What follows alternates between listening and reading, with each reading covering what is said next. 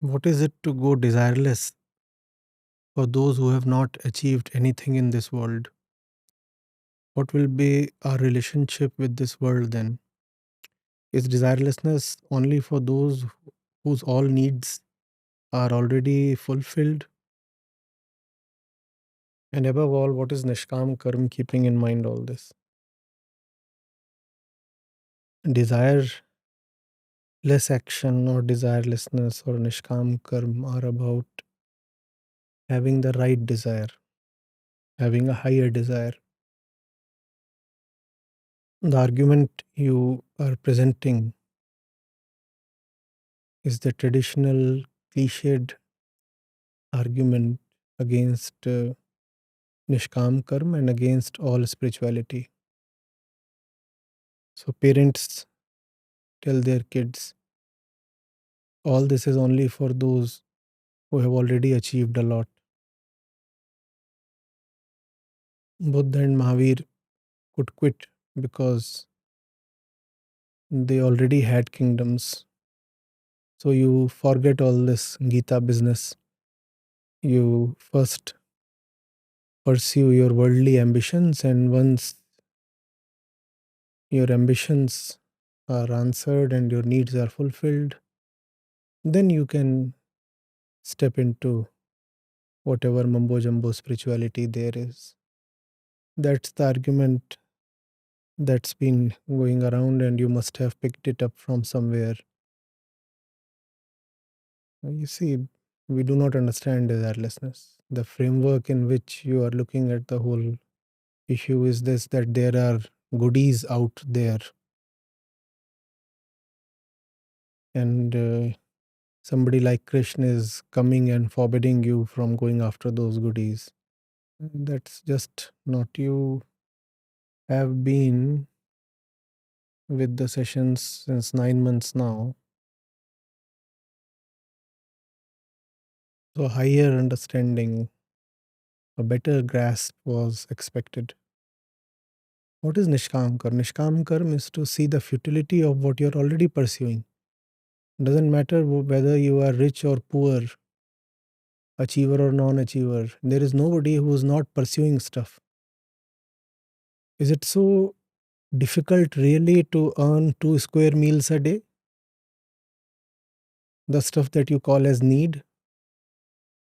Why do people fail to address even their basic physical needs, even in this age of surplus? Is it because they don't have desires? No, it is because they have very misplaced desires. There is nobody who doesn't have desire. Just because a fellow does not own much or has not been succeeding in the worldly race does not mean that the fellow has any less desire than the so called achiever.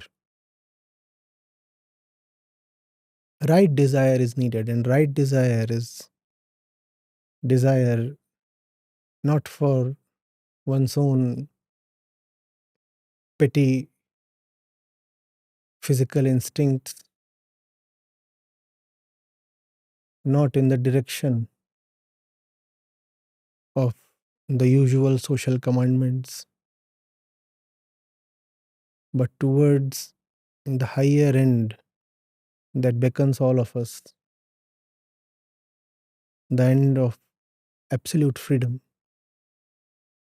liberation from all bondages, mental, physical, social, political, ideological. When you pursue that desire, that's called desirelessness. Desirelessness does not imply that the fellow who is hungry should not desire for a piece of bread. But that's the straw manning that is done. If you want to beat an argument, first of all, misconstruct it, misrepresent it. The straw man thing. And then find fault with it. But the concept that you are finding fault with is not the Nishkam Karma concept at all. You are finding fault with an imaginary concept of your own. Otherwise, the question could not have come. What does desirelessness mean for those who have not achieved anything in this world? Who has achieved anything in this world?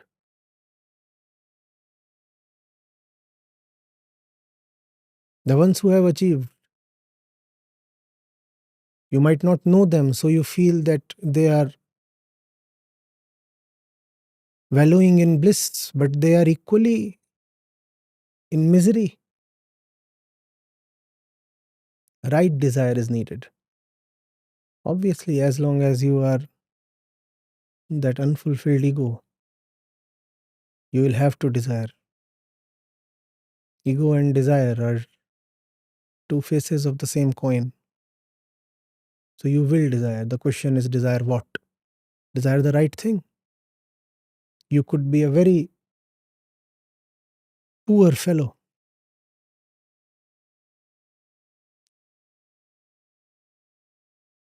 not having enough stuff to even eat, and yet you might be found queuing outside a liquor shop, and that's not a very rare happening.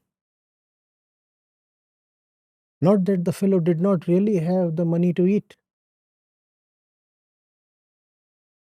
but he splurged it, blew it up on something totally unworthy. He did not know what to desire. And if you want to check this out, mm, in some hour of the night, just go to one of these Sarkari licensed shops, uh, and look at the gentry assembled there. You will not find too many privileged people there. Somebody is desiring alcohol when he should be desiring something else. And most of these are poor people. I'm not stereotyping, please. I'm not saying poor people are poor because they go and blow their money up on alcohol. No, that's not what I'm saying.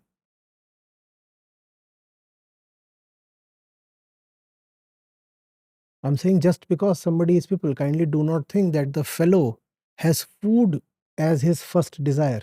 Food is not so inaccessible. If food really becomes your primary desire, you will have enough food. Now you will start talking of vivashta, bondages, helplessness.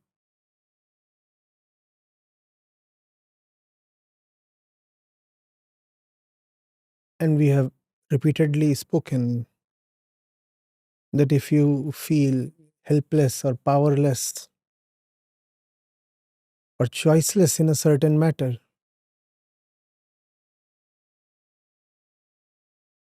kindly investigate with more honesty.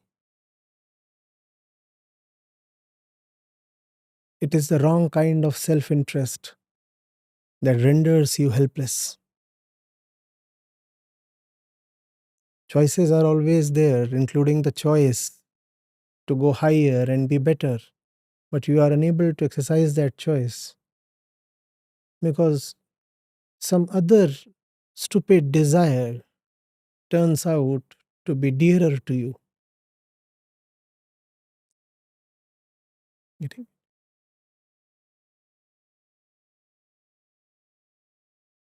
Desirelessness is not about not wanting anything. Come on, the one who is preaching Nishkam Karma is right in the thick of action.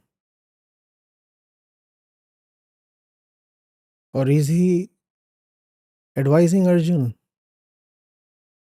to run away? Nishkam Karma is not for absconders. Nishkam karma means I'm a human being. I have discretion. And my desire will follow my discretion. I'm not an animal. I'll not blindly run after instinct. Not that I won't have desire, but my desire will be secondary to my discretion. That's desirelessness. Desirelessness is not when you do not have desire. Desirelessness is when you do not give desire the top position. When you do not put desire at the hem. When you do not make desire the master. That's called desirelessness.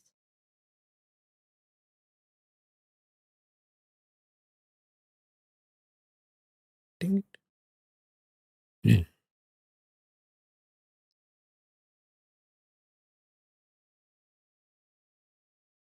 Your last line says, what is Nishkam Karm? Keeping in mind all this. I think I would have spoken for a few thousand hours on this. Why do you want me to reiterate all that? Hmm? What for have all those recordings been made available to you? Or you will come running to me after every random brainwave?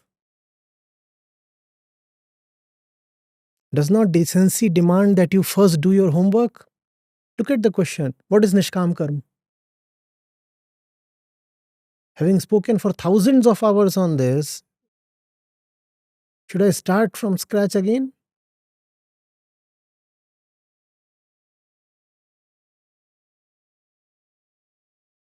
And I haven't spoken anything new today.